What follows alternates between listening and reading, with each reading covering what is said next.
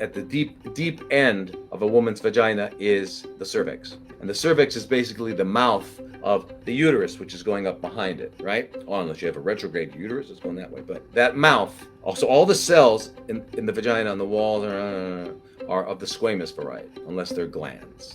So the exocervix, which is that part of the cervix that is usually found on the, like when the doctor's doing a pap smear, or the part you can touch and feel, that's usually a squamous cell. And then there's a transition zone where they've got squamous and some glands. And then inside the uterus, in the which you're still in the cervix, but you're in the endocervix, you're going to have more glands. And glands what are the glands for? The glands are to produce mucus.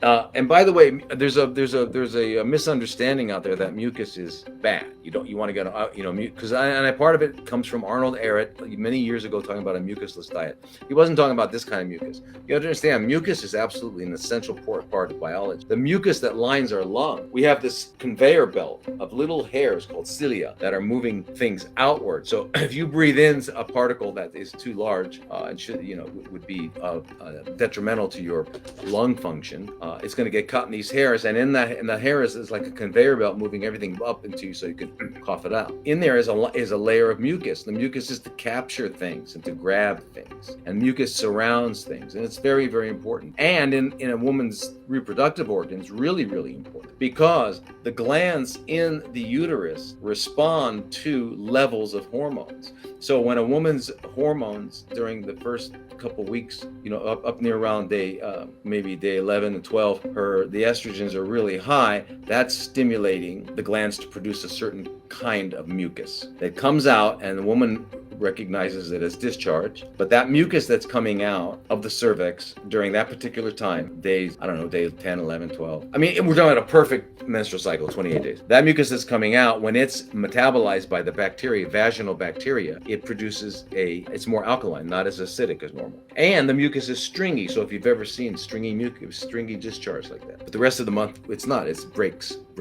What's the difference? Different levels of hormones are instructing the glands to produce different kinds of mucus. Well, why? Well, remember, God did all this. I'm sorry for you guys that don't know. It's not random. There's nothing random in the universe except for the human mind.